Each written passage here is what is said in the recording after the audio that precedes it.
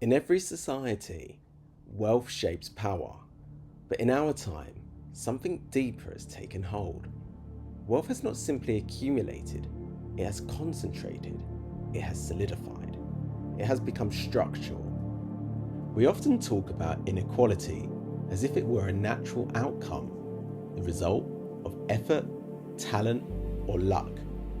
But look closely and you will see something very different.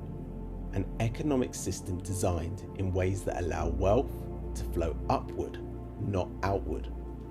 A system that rewards those who already own and penalises those who only labour. The question is not why some people are rich. People respond to the incentives placed in front of them. And our system is full of incentives that favour accumulation over contribution, extraction over fairness, speculation over productivity. The real question is why our institutions make it so easy for wealth to multiply without work, and so difficult for work to translate into security. We are taught that prosperity is a simple formula. Work hard, live within your means, avoid debt, be disciplined and ambitious, collaborate, learn, read, improve, and success will follow. These are good principles, but the truth is this: in today's economy, personal effort does not reliably translate into personal progress. Not because people are failing, but because the system no longer rewards effort the way it once did. The rules of the modern economy are not written around labour, they are written around ownership. And that is why no amount of discipline or determination can compensate for a system designed to favour those who already hold assets. Most people live in a wage-based economy. A small minority live in an asset-based one. They build wealth not through income, but through appreciating assets, property, equities, private funds, gold, rare art, vehicles that grow in value far faster than wages ever can. These opportunities are not widespread, not because people lack discipline, but because the system makes access unequal by design. And the structural imbalance goes deeper still. The system is full of mechanisms that accelerate wealth for those already inside it. Tax codes that privilege capital over labour. Loopholes that turn income into lightly taxed investment gains. Corporate structures that move wealth beyond oversight. Financial tools unavailable to the general public. None of this is illegal, but its legality reveals something important. The system is designed this way.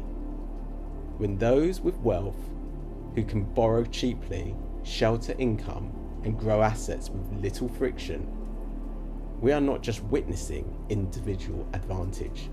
We are witnessing the consequences of institutional design. The modern economy is global, but accountability is not.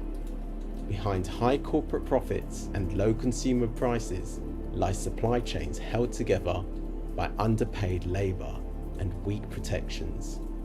Not because any one person is cruel, but because the system rewards the cheapest route, not the most ethical one.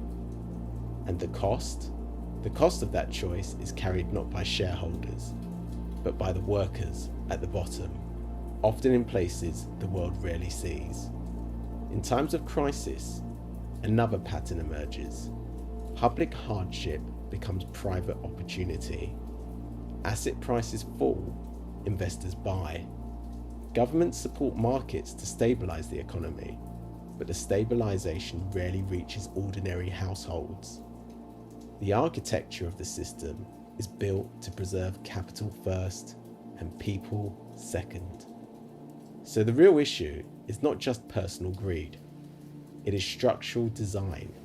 It's not simply that some people behave unfairly, it's that the system allows, encourages, and rewards strategies that concentrate wealth. And if a system is designed, it can be redesigned. We can build institutions that reward contribution, not exploitation. Transparency instead of secrecy. Fair taxation instead of loopholes. Public interest instead of private advantage.